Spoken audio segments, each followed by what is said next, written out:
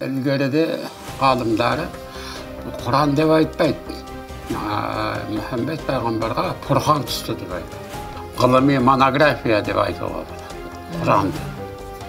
Bir Bismillahirrahmanirrahim degan sözdü levh kalamga yazıp üçün kalam korkup dirildep yazalmay 4000 yıl boyu Bismillahirrahmanirrahim degan sözdü zorga degende yazıp çıkkan. Hiç günü biz kanşama neden жалған теориядан, саяси теориядан бұл күні қазақ халқы толығымен құтылып отыр. Біз білмеген ескерістер көп. Bir kitapxana түгелдей жабылып қалған, ешкімге бермейді. Сонда бүкіл алтын орданың тарихы түгелдей сақталған. Жаңағы біздің жерімізде осындай 5000-7000 тіршілік еткен адамдардың не жерін тастап басқа жерге ауып кеткен, я болмаса біздің осы кең даланы басқа бір тайпылар басып алып билік жүрген көрсетпейді. Бүгінгі айтып жүрген кіші жүз, орта жүз, ұлы жүздің өкілдерінде мынау дене құрылысын, бейнесін, тіс құрылысын, қан жүйелерін, қан тербедерлерін, бас сүйектерін зерттеп, бұлардың осы аймақта ерекшеліктерін табалмадық. Егер Сағатбаевтың 1958 жылы тікелей қазақ антропологиясына бет бұрып, қаражат бөліп қолдамағанда, бүгінгі күні Қазақстанның антропологияның мұндай жетістігі. Сонда бір құрлыққа түгелдей ат беріп отырған қас деген халық. Әйтекбейдің басын жасырып алып, неге Москваға барып, мүсінін жасаттық. Сол жаңа жасатқан мүсініміз жаңа Испанияның художнигі салған сурет екеуі бірдей болып шықты. Adam's Question. Армысыздар ағайын, қадірлі көрермендеріміз. Эфирде Ақ студия және оның жүргізушісі мен Айгүл Мырзаханқызы. Adam's Question. Ақ студияның бүгінгі қонақтары Құдайдың берген қабілетін және Алланың берген өмірін білімге, ғылымға арнаған қазақтың ілімдар азаматтары. Оның ішінде Оразақ аға Смағұлұлы, қазақтың белгілі антропологы, тұңғыш антропологы, жасы 93-ке келсе де бізге өмірлік зерттеушілік қызметі туралы толық әңгімесін ақ жүрегімен айтып жүрген ағамыз. Одан кейін белгілі тілтанушы, тіл ғалымы, лингвист ғалым ағамыз Әл-Фараби атындағы университеттің профессоры Берікбай Сағындықұлы.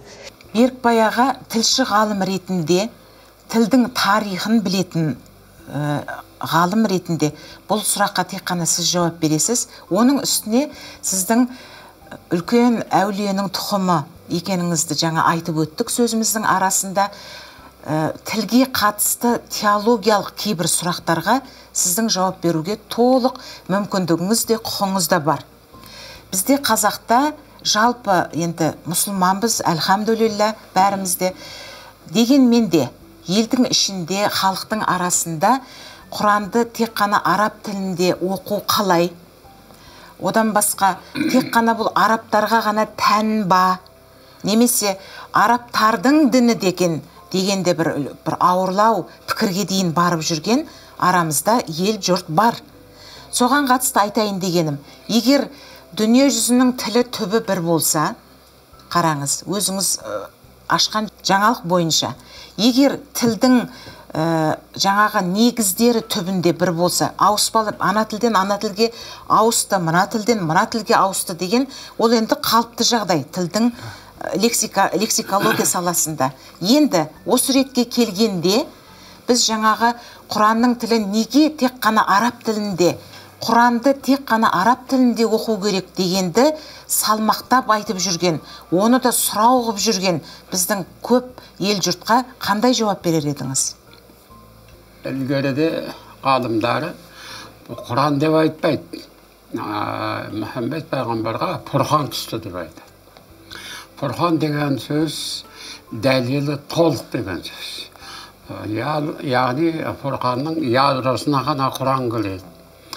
Сунна, соның ішіне шариғат та бәрі де сол Құрханның ішіне кіріп кетеді. Бүкіл машайықтардың, әулие әңгімелердің айтқан әңгімелері, тарихы бәрі сол Құрханның ішінде. Тек қана Мұхаммед пайғамбар емес, 124 мың пайғамбар, 99 мың машайық, 88 мың әулие бәрі Алланың достары. Тіпті шын мәніндегі тақуалардың бәрі де Алланың достары болып есептеледі. Яғни періштелер қызметшілері болса, адамнан шыққан сондай үздіктердің бәрі Алланың достары болып есептеледі. Ал енді Құранға келетін болсақ, бұл бірден бір ешқандай түзету көрмеген, ешқандай өзгертуге түспеген кітап. Құранның, яғни түсінікті тілде айтқанда оқулық деген мағына береді өзі. Оқулық деген мағына береді, Құран деген сөз. Бұл адамзат баласына толық барлығына бірдей түскен. Қаласа меңгерсін, қаламаса өздерінің еркінде, әр адамға еркіндік берілген.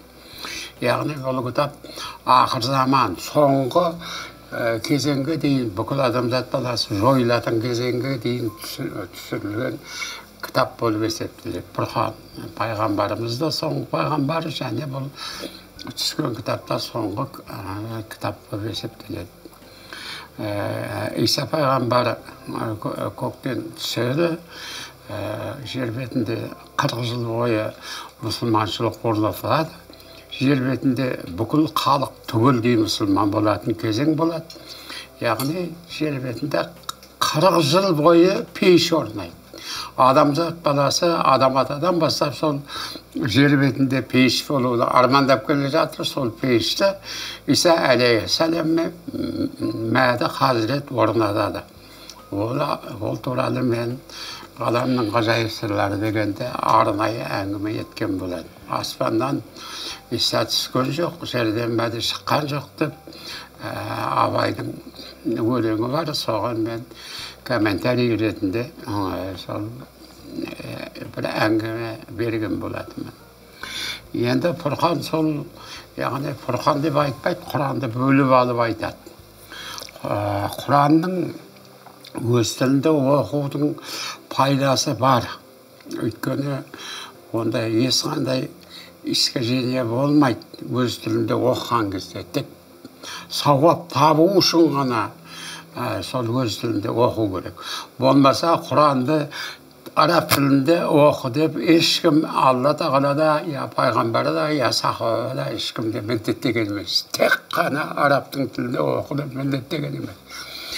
Сабақты көп таққын келсе, ешқандай бұзылып кетпесін, ешқандай сөзге неғылмасын. Әр әрпінің өзінде 10 сауап болады екен. Сондықтан арабтың тілінде оқыған мақұл, дұрыс деген әңгіме ғана бар. Бірақ міндеттеу жоқ. Діннің өзінде міндеттеу жоқ. Мен өзім жағы ғылыми кітап деп айтып кеттім. Бұл тіпті қазіргідегі түсінікті болу үшін ғылыми монография деп айтуға болады. Құранды. Яғни осы барлық шариғат та, хадис та бәрі де сол Құраннан шығып жатады. Құранның сөзі Алланың сөзі деп айтылады. Ал енді ол Құранның өзі ләухи қаламда жазулы тұрған үлкен Құран бар. Ләухи қалам дейді. Сол бір бисмиллахи-рахмани-рахим деген сөзді ләухи қаламға жазу үшін қалам қорқып дірілдеп жаза алмай 4000 жыл бойы бисмиллахи-рахмани-рахим деген сөзді зорға дегенде жазып шыққан. Содан бастап қалам жазып, қаламмен ләухи қаламға бүкіл адамды 18 мың адамның бүкіл тарихы, оның ішінде адамзат бар. Бәрі әуелден ақырға дейін түгелдей не қоятын түгелдей жазулы тұр. Осы кітаппен бүкіл адамзат баласы жүрсе, мысалы осыны конституция ретінде қабылдаса, бүкіл адамзат баласы 5 орындауда гарантия береді. Бүкіл дүние жүзінде 5 орындайды. Соны айтып отыр, Иса алейхиссалам ғана орнада алады. Өз жанынан о кісі ілім шығармайды. Осы Мұхаммед саллаллаху алейхи уассаламның ілімін сол 40 жыл бойы жүргізеді. Ол кісі таза біледі, барлық пайғамбарлардың да білетін сияқты. Сондықтан ең толық ілім, ең тұтас келген ілім осы Фұрқан болып есептеледі. Сондықтан жаңағы сөздердің бәрі адамдардың өзінің бойынан шығарған, яғни пайғамбарлардың айтқан сөзі емес, әулиелердің айтқан сөзі емес, ғұламалардың айтқан сөзі емес, жайы өздерінің жайы болжамы, өздерінің ойғарымы, өздерінің тұжырымы деп қана түсінуге болады. Болмаса шын мәнінде міне оның таза ғылым екенін мен анық айтып беремін. Ғаламның ғажайып сырлары деген біздің осы егемендік алған тәуелсіздік уақытымыздағы бір ғажайып кітаптардың бірі болып тұр. Өйткені онда енді ең ақырғысы иман шарттың өзі жетеу дегенді сіз өте ашып, әдем айтып бергенсіз. Ол туралы біз арнайы хабар жасаймыз сізбенен. Бірақ бір сұрағым бар. Ғаламның ғажайып сырындағы әңгіме дегі Ғаламның ғажайып сырлары кітабындағы ілім сізге қайдан келді? Ол жағы айтым 5 жасымнан бастап әңгіме тыңдай бастадым. Содан барып қызықтым. Онда енді екінің бірінің қолынан келмейді ғой. Менің ата-бабаларым жасаған кереметтер. Қызығып кеттім де, қандай сөз білетін, әңгіме білетін адамдар болса, соның әңгімесін мен тыңдай бердім. Соның ғұламалар болса, үлкен молдалар болса, өзім арнайы барып әңгімелерін тыңдап жүрдім. Яғни сол мен 18 жасқа келгенше, 1957 жылы осы оқуға кеткенше мен әңгіме тыңдаумен болдым. Яғни бір адам емес, 2 адам емес, бүкіл халықтың бөлігі көп біледі, біреуі аз біледі. Бүкіл халықтың алған сол дүние деп есептеуге болады. Оның ішінде Есмағамбет молда сияқты Көкалташ медресесін бітіріп келген. Ерімбет молда деген сияқты молдалардың да алдын көріп әңгімелерін тыңдаған болады. Олар атақты Көкалташ ол кезде әмгуге барғанмен бірдейім. Бұқардағы Көкалташ медресенің салу тарихында ғаламның ғажайып сырларында айтып берген. Бұл кітабыңыз толықтырылуы немесе жаңадан басқа болып басылуы мүмкін бе? Енді бұл мен жалғастырып отбасыда 10 кітап шығарамын деп жоспарлағанмын. Жас кезімде оған мен тіршілік мүмкіндік бермеді. Мен осы силлабологиямен айналысып кеттім десеңізші. Басқа мәселелер өзі көбейіп кетті де, осы бір кітаппен, яғни 10 пайғамбарды іріктеп алып, сол 10 пайғамбар туралы толық мәлімет беремін дегенмін. Сонда 10 кітап. Бұл адам ата туралы ғана мағлұмат беріп тұр. Мұса алейхиссалам туралы, Нух алейхиссалам туралы, сондай әрі пайғамбарлар туралы жазсам деп ниеттенген едім. Сол бойынша екінші Мұса алейхиссалам туралы екінші том берем ойдым, ол да мүмкін болмай қалды. Бірақ енді бәрі туралы қысқа мәліметтер ғаламның ғажайып сырлары деген жаңа парақшамда беріп жатыр. Өте қысқа болғанменен нұсқа көне заманның ғибратты әңгімелері деген тақырыппен беріп жатыр. Көне заманның ғибратты әңгімелері. Рахмет сізге. Ол көне заманның ғибратты әңгімелерін өзіңіздің әулиенің ұрпақ екендігіңіз бір себеп. Мінекей тілдің тарихын зерттеген ғалым, кәдімгі математикалық деңгейдегі, біз айтамыз ғой, дәлелдеуге келмейтін деуші ме едік, аксиоманы. Аксиоманы. Иә, аксиоманы. Сол айтпақшы, сондай ғалым ретінде сіздің әрбір сөзіңіз бізге ғылыми деңгейде құнды деп есептейміз өзіміз. Рахмет ол үшін сізге. Баяғыда Альберт Эйнштейннен бір адамдар сұраған екен. Сіз мінеке әлемнің үштік өлшемін анықтап дәлелдеп бердіңіз. Сіз мынау дін менен ғылымға қалай қарайсыз деп. Сонда Альберт Эйнштейн айтқан екен.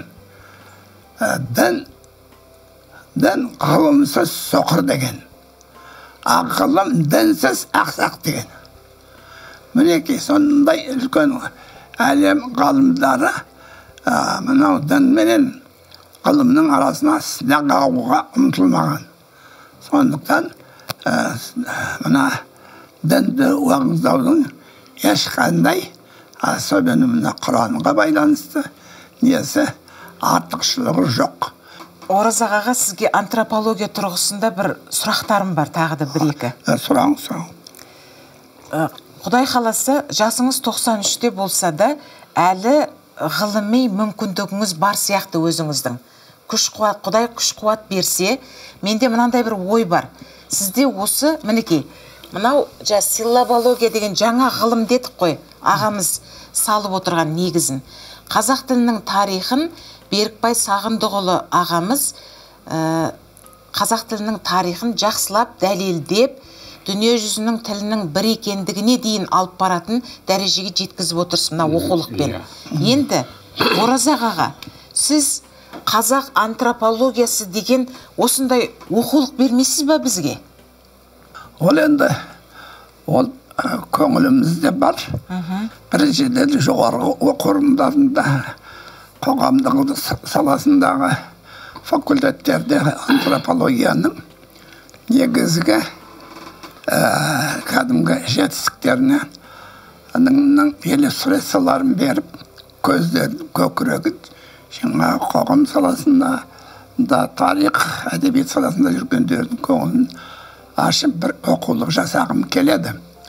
Сонымен қатар мына өзі оқулық көбінесе біздің иллюстрациялық суреттеу жағынан көп берілгендіктен бұны тіпті бастауыш кластың балаларына да осы туралы бір өте түсінікті және нақтылы дәлелді етіп цифрларменен иллюстрацияларды берсек, қызықтырып, ол да жаңа өсіп келген жас өспірім қазақтардың ата-бабалардың кім болғанын, өзінің қай жерде туып өскенін, біздің ата-бабаларымыздың өз жерге 5000 жылдан артық иелік жасап, осы жерде бүгінгі егемендік заманда мектеп салынып, жоғарғы оқу орындары салынып, содан оқып атқаны үлкен қамқоршылық деп қараған жөн қоғам саласынан. Сондықтан неғұрлым адам баласы өз халқының тарихын жан-жақты оқып түсіне білсе, ол адамның көңіл жайы және өмірге деген көзқарасы өзгеше болады деген пікірдемін. Антропология бір сөзіңізде түсіндіріп айтып өтерсіз. Неге совет кезінде лженаука, яғни өтірік ғылым деп, неге ондай тұжырымдар дүниеге келді? Бір. Одан кейін сол лженаука деп саяси тұрғыдан қудаланғаннан кейін 30-шы жылдарғы бір кезеңі, одан кейін анау сіздің кітабыңызды өртеп, сол бір тұстар мысалы жаңағы буржуазиялық бағытта жазылған деген сияқты. Осындай саяси үрдістер жүргеннен кейін, саяси көзқарас болғаннан кейін, сол кездегі жастар, балалар мектептегі бұл білімге жоламады, дұрыс қой? Дұрыс. Солай айтуға болады ғой? Болады. Иә. Енді қазір әлі ақыл ойы еш уланбаған, бұзылмаған жас мектептегі бала мысалы тарихты мектепте оқыған кезде бәріміздің археолог болғымыз келген кезінде. Сол сияқты қазіргі мектеп оқушысына арнап оқулық жазып берсеңіз, сол балалардың тіліне лайықты қылып, онда менімше біздің қазақ антропологиясы 5000 жылдық, тіптен 7000 жылдық тарихыменен кәдімгі әлемде нық басып тұрады деген ойдамын өзім. Сіз не дейсіз? Дұрыс. Бұл жайында айтайын дегенім, мынау тоталитарный режимі уақытында антропологияны осындай түсінбей, өздеріңіз осы партия орыстың партиясы ғой енді, коммунистік партия негізі орыстардың қауымында қалыптасып, елімізге 74 жылдан артық билік жүргізді ғой. Ал енді солардың ғылыми деңгейімен өмірдегі білім ерекшеліктеріне қарасаңыздар, олардың надан екенлігін нақты айтуға тарихта дәлелдеді. Мысалы, қоғам саласындағы көптеген докторлар, кандидаттар партия тарихынан қорғап, жаңағы партия коммунистердің діни кітабынан, теориясынан қорғап ғалым болдым деп көкіректерін кердеп жүргендер аз емес. Бірақ енді сол жаңа коммунистік партияның идейный, теоретический проблемалары бүгінгі күнде, егемендік алған күнде қайда қалды? Босқа қалды. Санау Лениннен бастап, Сталиннен бастап, Горбачевнан бастап, солдың теориялары қазір қайда жатыр? Әлемдік кәдімгі мусордың ішінде жатыр. Енді қазір біздің елімізде осы партияның осындай әрекетке барғанын президентіміз Тоқаев түсініп, ешқандай бүгінгі партиялардың осындай үстемдікке баруына жол бермей, нақтылы осы еліміз бен жеріміздің бостандығы мен еркіндігіне жол беріп отырғанына маңда бір рахмет айтқым келеді. Өйткені біз қаншама неден жалған теориядан, саяси теориядан бұл күні қазақ халқы толығымен құтылып отыр. Берікбай аға, сіздің ғылымдағы үлкен дәрежеңіз ол көне түркі жазба әдебиеттерін еркін меңгергендігіңіз. Сіз енді бірнеше Мұхаббатнаме, одан қалса Хибатул Хақайқ Ахмет Югенекейдің толық қанды зерттемесін ұсынып отырсыз ғой осы уақыттың ішінде. Енді әсіресе Хибатул Хақайқтың соңғы зерттемесі бұл біздің қазақ түркологиясындағы үлкен жетістік деп ойлаймын өзім. Қазақ көне түркі ескерткіштерінде біз білмеген ескерткіштер бар ма? Біз білмеген ескерткіштер көп. Каир деп атаймыз ғой бұрынғы ескіші, Мысыр. Ал сонда менің жетекшім айтты, Әмірі Нәжіп деген кісі. Бір кітапхана түгелдей жабылып қалған, ешкімге бермейді. Сонда бүкіл Алтын Орданың тарихы түгелдей сақталған. Каирде. Ал енді бір жылдары Қазақстанның бір жылғы байлығын беріңдер, сол кітапхананы өздеріңе қайтарайық деп ұсыныс жасаған екен. Солай ма? Иә, оған көнбепті біздің басшылық. Сонымен сол Александрия қаласында сол бір үлкен кітапхана жабулы жатыр, бірақ бір кітабына да тимеген, таза сақталған. Соны күндердің күнінде иелік ететін адам болса, сендерге ескертіп атқаным деп маған сондай үлкен мәлімет айтқан болады. Әмір Нәжіп деген үлкен түрколог ғалым бар екен, бүкіл түркологтар жақсы біледі. Сіздің ұстазыңыз? Иә. Сонда ол кісі сол уақытта айтып жүр ма бұны? Сол уақытта айтып жүр. Бұл қайда 75 жылдары, 74 жылдары айтылған әңгіме. Оразақ аға, жалпы түркологияда антропологияның деңгейі қай жағдайда?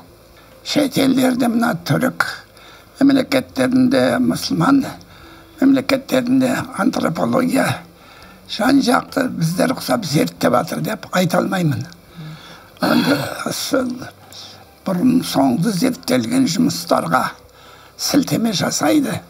Бірақ нақтылы осы түрік халқының антропологиясын әлем бойынша зерттеу керек деген талапқа ұмтылып жатқан ешқандай адам жоқ. Сондықтан түрік әлемінің тек аймақтық ерекшеліктерін ғана зерттеуге біз мүмкінбіз. Мына қазақтың антропологиясын көне заман анықтағанда біздің жеріміздегі түрік тайпаларымыз бұдан 2,5-3 мың жыл түрік тектес сөйлегендігі байқалады.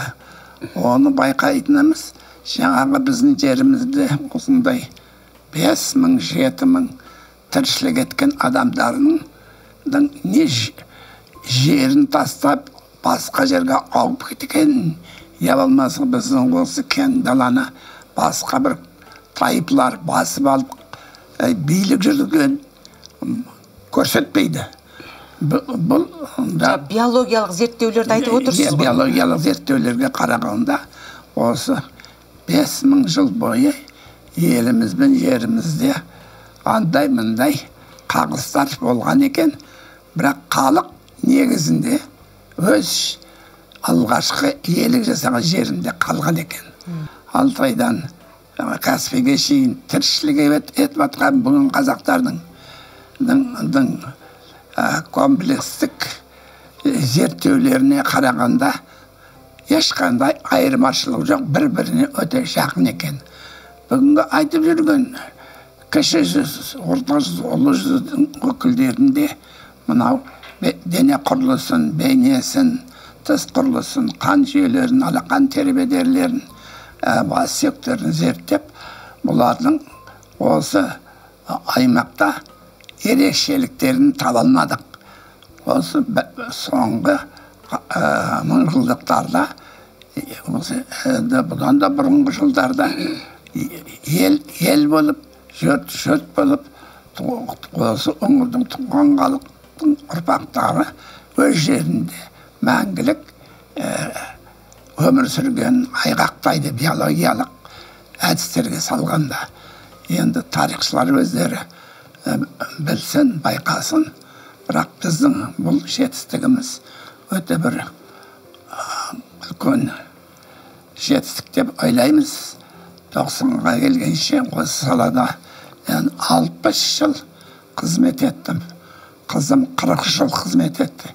Екеуміз 100 жыл, почти бір ғасыр қызмет етіп, міне қазақ антропологиясында осындай анықтамаларға иелік жасағанымызға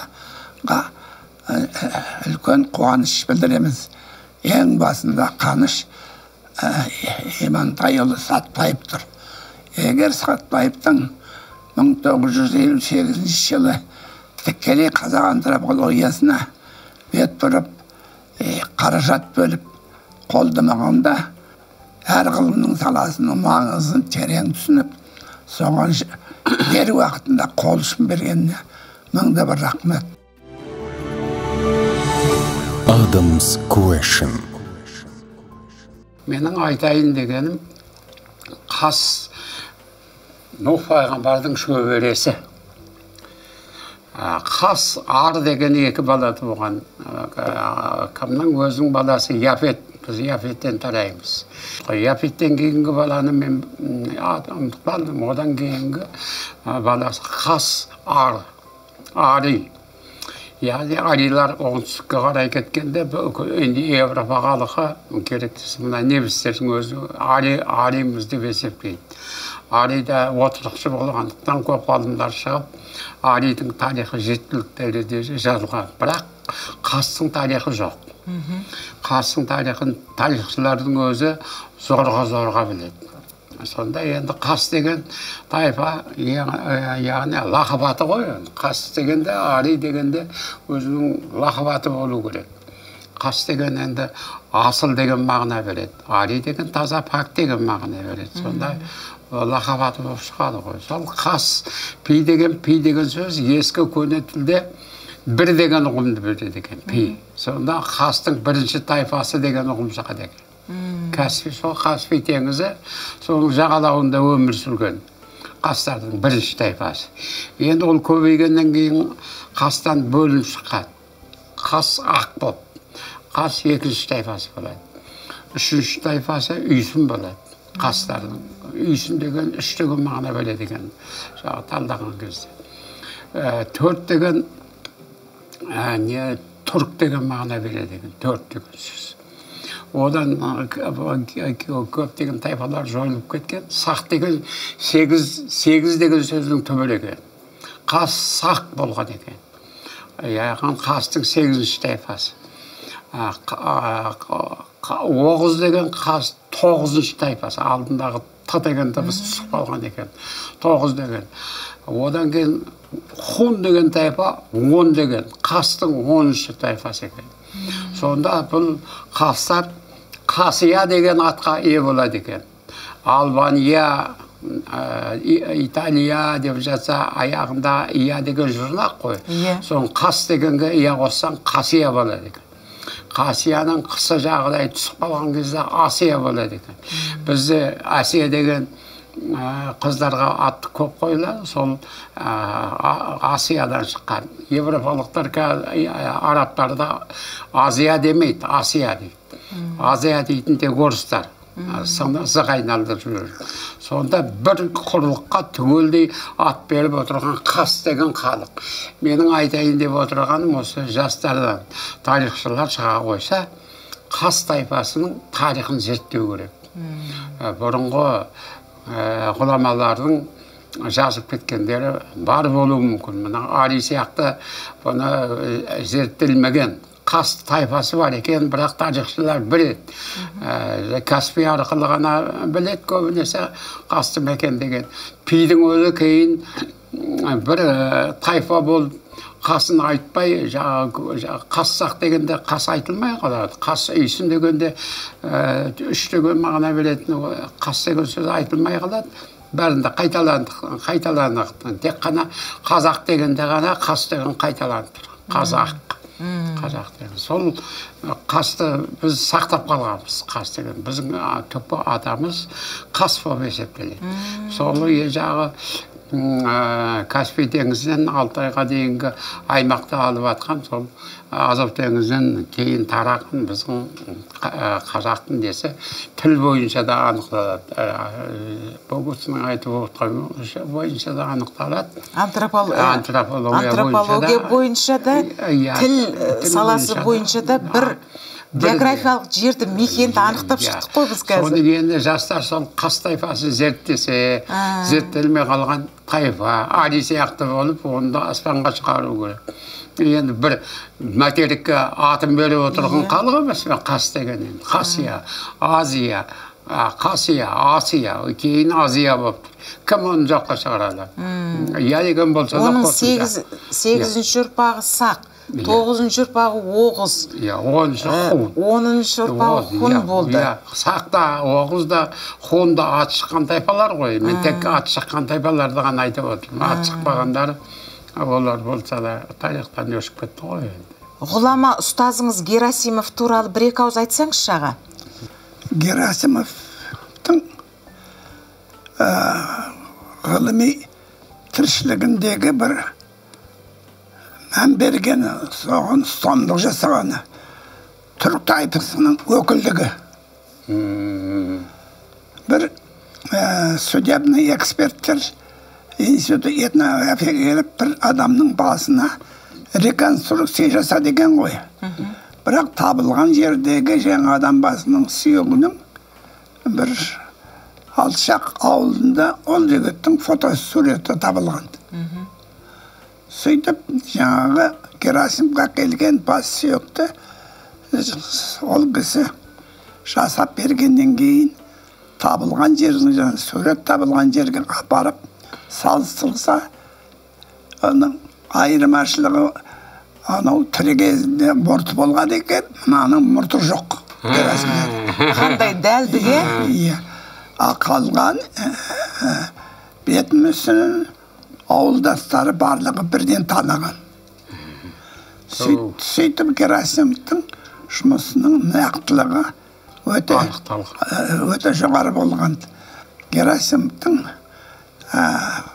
мен антропологияны қазақтың айналысуға оқуға түстім дегенде айтқаны, онда мен қазақтың мынау қола дәуірінен бастап осы күнге шейін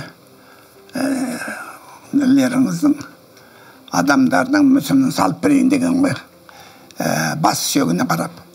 Сөйтіп қола дәуірінің де, одан келген неолит дәуірлерінде, алғашқы темір дәуірлерінің барлығын осы 15 шақты реконструкцияның ішінде жалғыз біреуін ғана үйсін дәуіріне байланысты жасап берді, қалған өмірі марқұм болып кетті. Бірақ жаңағы Герасимовтың айтқан барлық тарихи дәуірлеріне байланысты бас сүйекке Қазақстанның көне заман трондарын жасап берем деген сөзін оның оқушылары, Герасимов лабораториясының оқушылары жасап берді. Сол суреттерді пайдаланып, мынау биыл ма, ендігі жылы ма Қазақстанның 7 томдық тарихы шығады. Алғашқы тас дәуірінен бастап бүгінгі күнге шейін. Соның 4-ші томында біз қазақ халқының антропологиясы тегін жаздық. Қызымыз екеуміз, Айнагүл екеуміз 92 бетке ішінде өте көп суреттер бар. Ең соңғы сурет Герасимовтың Қазақстанның көне тұрғындарының сүйеніп 7 ғасырлық тарихын несін бердік, мүсінін бердік. Және жаздық оған. Древние, енді біз орысша жазамыз ғой енді.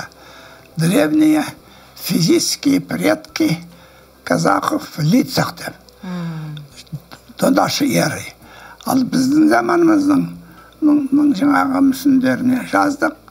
Близкие физические предки казахов в лицах деп. Енді дәл осындай иллюстрацияны Есенге аймағында әлемде ешкім бере алмайды. Сондықтан біздің Құдай бізге жолымызды ашып, жаңағыдай кісілердің жәрдемінің арқасында еліміз бен жерімізде мәңгілік иелік жасап, бүгінгі жерімізді қалдырған ата-бабалардың жалпы мүсінінде, өлшеміндік көрсеткішінде бердік. Берікбай аға, сізге бір сұрақ. Ғалым болу екінің біріне беріледі ме? Ғалым екі нәрсе керек қой. Бірінші дарын керек, екінші еңбек керек.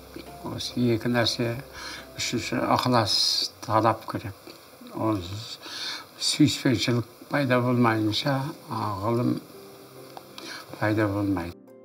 Оразақ аға, сіз антропологияда басқа антропологтардың сізге қызығатында бір жөндері бар.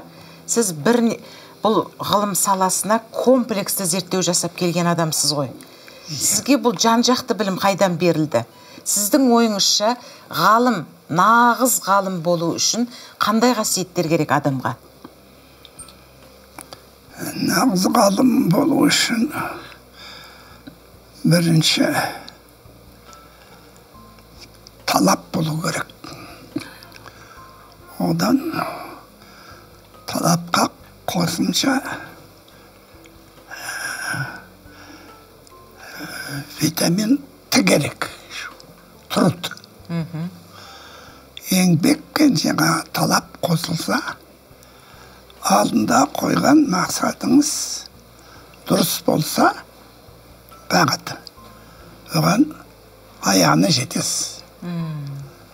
Маған Құдай берді деп ойлаймын. жаңа Сатпаевтың осындай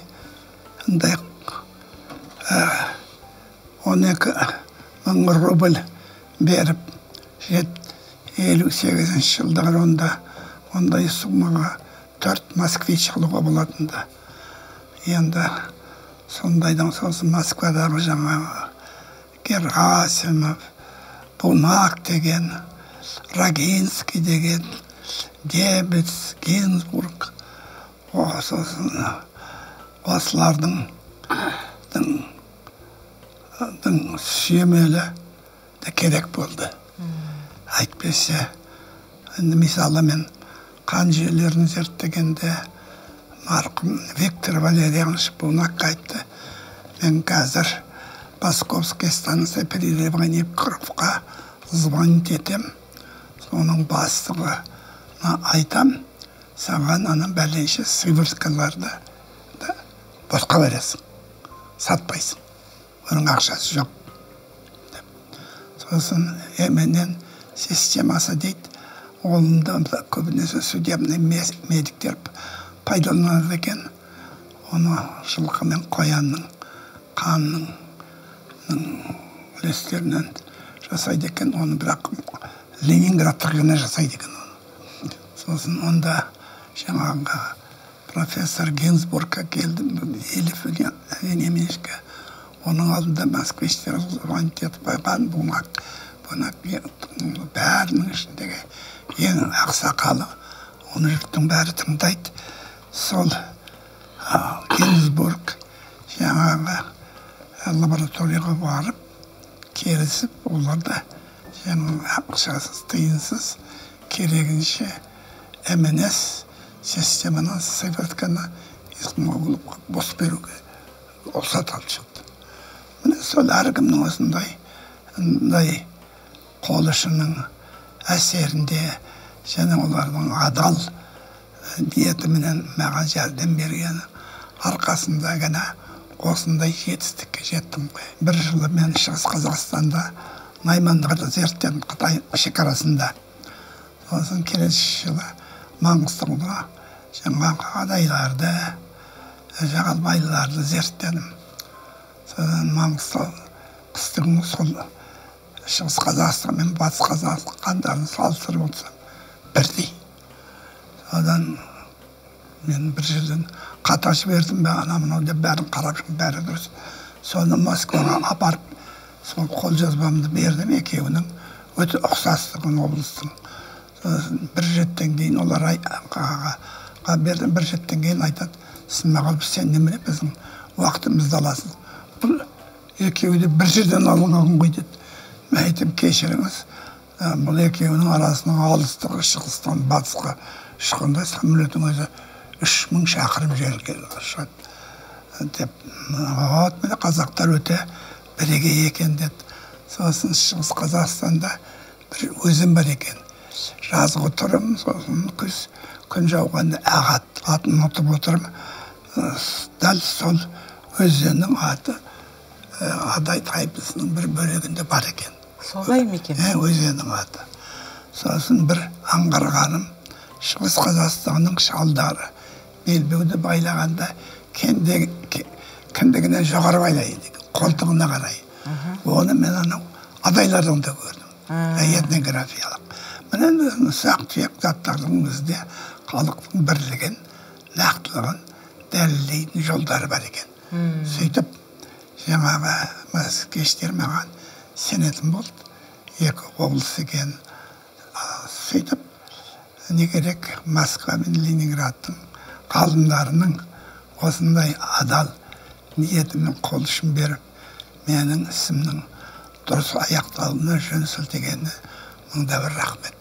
Жаңа анандай сыворкалар біздің институты гуманитарный жасамайды, алматыда жасамайды, жаңа МНС деген сыворкаларды. Бір сондай көп түкірсе көл болады деп жаңағы көп ғалымдарының осындай рақымшылығының адал ақылдың арқасында бүгін мына осындай неге қол жеткізіп отырмыз. Құдайға тәуба дейміз. Әңгімеңізді жақсы тыңдадық. Сіздің жасыңыз 93-ке келіп, барлық ғылыми тіліңізді, ғылыми деңгейіңізді, өзіңіздің тұжырымыңызды, тіпті оқулық жазатын деңгейге дейін әлі күш қуатыңыздың бар екен көріп біліп отырмыз. Ғылыми жолыңызда әрине қиындықтар өте көп кездесіпті, бірақ сіз менің түсінігімде жолы болған ғалым сияқтысыз. Дұрыс айтасың. Жолы болған ғалым сияқтысыз. Енді сіздің қандай арманыңыз, қандай өкінішіңіз бар осы жолда? Енді өкініш бір 10 жылдай уақытымнан КГБ-нің салдарынан, жаңағы кітапты өртеген салдардан уақытынан айырылып қалдым. Жас жалындап тұрған кезіңізде? Нағыз жұмысымызды содан кейін менде бұл жұмыс аяқталмайды деген даже көңілімді күдікте туды. Мен бұл жұмысты аяқтай алмай, ол дүнияға кетіп қаламау деген ойлар да болды. Бірақ одан құтылдық. Әрі қарай тағы да бірнеше кітаптар шығарып, зерттеулер жасап, докторлықты алдым 82 жылы, кітап шығарып басқа темадан. Сөйтіп, әйтеуір мені академияда қатты ақыл айтып, жөн сілтеген адам Салық Зиманов, юрист, академик. Батыстың жігіті ғой. Сол үлкен қамқорлық жасады. Маған айтты, енді сен мына кітап өртенгеннен кейін сенің кейбір залымдар барып, өзіңді бақтап, жаңа интервью алуы мүмкін. Бірақ оған қалай айтсаң да, олар ертең сенің сөзің бәрін бір үкіметке қарсы адам екеніңді көрсетеді. Сондықтан интервьюға еш уақытта келісім бармады. Ғылыми жиналыстарға, конференцияларда аулақ болды. Оның бәрі КГБ-ге сылтау, кәдімгі сізді ұстап алуға, қамап қоюға. Ертең түрмеге түсіп қалсаң, сенің түрмеден алып шығу бізге қиын болады. Оның да осы 1986 жылғы Алматыдағы көтеріліске де мен жай алыстан қарап қана көріп отырдым ғой, бірақ қатарына қосыла алмадым. Жаңағы Салық Зиманов қатты ескертті, барма ол маңайға. Сен ол маңайға барсаң, бірден КГБ сені түрмеге тығып тастайды деп. Айтқан сол дұрыс болды. Маңайына жуған жоқпын, алыстан ғана көрдім. Мінекей сондай, мына сізге берген кітапта Салық Зимановпен бірге отырған суретім бар. Сол кісіге рахмет айтып, енді жатқан ержады. Торқа болсын, иманды болсын деген тілекпен жаңа суретті бердім кітапта. Міне осындай адамдардың арқасында әйтеуір біраз қиыншылықтарды жеңдік. Сондықтан талпынып ғылымда жүрсеңіз, әркім өзі азаматтар, көз ашық азаматтар ақылымды айтады екен, жөнді сілтейді екен. Соған көзім жетті. Арманыңыз? Ол енді арманға байланысты. Мен енді көп арман бар деп айта алмаймын. Енді болғасын болады ғой. Арманым шөберем туып жатыр, 1 жыл болды. Ол енді мен шөбере көрем деген адам емес едім. Міне Құдайдың осындай маған шөбере бақыт бергені. Сосын енді осы биылғы жылдан бастап Айтеке би туралы кітап жазайық деп едік, қызымыз екеуміз. Өйткені 3 бидің ішінде мына суретшілер салған сақалын салып сөйтіп суреттегені бар. Ол шын сурет емес. Ал кімнің Төле биді Ташкентте зиратта патша заманында не қойылып кеткен үстінен, оны қазуға өзбектер саған рұқсат бермейді. Қазбек би болса, оның қайтыс болған уақытында әкеліп, жаңағы Ясауи ғимаратының алдында үйіліп атқан топырақтың арасына көмген екен. Бірақ 1956 жылы Өзбекстанмен жаңағы ғимаратты Қазақстан бірігіп Кім құршасы Совет үкіметі не қалдаған екен. Өзбектер 56 жылы соны қазып, жаңағы топырақ-мөпірағын бәрін мұсылман зиратының шетіне төгіп тастаған ғой. Соның ішінде Қазбек бидің сүйегі кеткен. Ол енді қолға түспеді. Ең соңғы біздің қолымызға түскені жаңағы газеттерден, журналдардан естідік. Әйтеке биде сол 17 ғасырдың аяғында, 17 басында Испанияның өкілдері келіп арасында суретші болып, соның тірдей кезінде салған түсті сурет бар екен. Сол сурет біз архивтегі елерде аңыздарға қарасақ, Әйтеке би мынау неде Өзбекстанда Нұратада зиратында нетілген екен, жерленген екен. Өз сол Нұратаның аймағында туып өскен екен.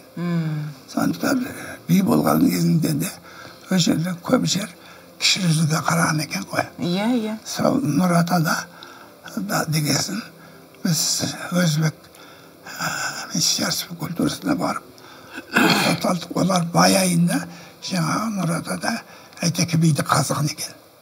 Қазып, бірақ дене құрылысына тимеген бас сүйегін археологтар алып Самарқанға келген екен. Бірақ жолда кетіп бара жатқанда олар аварияға ұшырап, жаңағы бас сүйектің сынған жерлері бар екен. Иә. Содан біз ол Самарқандқа барып, сол бас сүйегін алып, жаңағы Әйтеке бидің қабырын қазуға кірістік. Кіріскенде сүйегіне шейін бардық. Бірақ оны алып кетуге мүмкіншілік болмады. Сол зираттың басында бір тастың үстінде тақтай төсеп, сол жерде Айнагүл екеуміз зерттедік. Суретке түсірдік. Сосын бір-екі шайға Әйтеке бидің басын жасырып алып, Москваға барып, мүсінін жасаттық. Сол жаңа жасатқан мүсініміз жаңа Испанияның художнигі салған сурет екеу бірдей болып шықты. 10 шақты жыл болып қалды. Жаңа басына не қойды? Кесене қойды. Иә. Бізге сол кесененің суреті керек тұр. Қалған жұмыстары қолымызда. Әнеки. Соны енді Әлі құпияларыңыз, қалталарыңыз деген ғой әлі. енді Екеуіңіздің де құпияларыңыз, қалталарыңыз деген әлі. Арманымыз Айнагүл екеуміздің сол дауыстап айтқан осы Әйтеке биді қазақ тілінде, орыс тілінде, екі тілде басып шығарсақ, 20 баспа табақ бетке. Енді біздің Сонда сіздерге Испанияға барып жаңағы суреттің көшірмесін алу керек, суретке түсіріп? Оған қарамаймыз, мұнан шығара береміз. Ол қашан болады? Иә. Ол білесіз ғой, өкімет оған асықпайды. Бірақ Нұратаға барып, жаңағы кесенені түсіру керек. Жаңа салған Қазақстан кесенесін түсіру керек. Сонда кітап толық болады? Сонда кітап толық болады, екен қалған барлығын өзіміз түсірдік. Денсаулық берсе Айнагүл екеуміз Әйтеке биді жарыққа шығарамыз. Сіздермен сұхбаттасып отырып, әңгімелесіп отырып, менің түйгенім, сіздердің құпиялы әңгімелеріңіз әлі қалтаның түбінде жатқан сияқты ғой, байқаймын. Енді біртіндеп шығып жатыр ғой, бер қарай. Ғалым болғасын талай. Әрине. Талаптары бар, ойлары бар.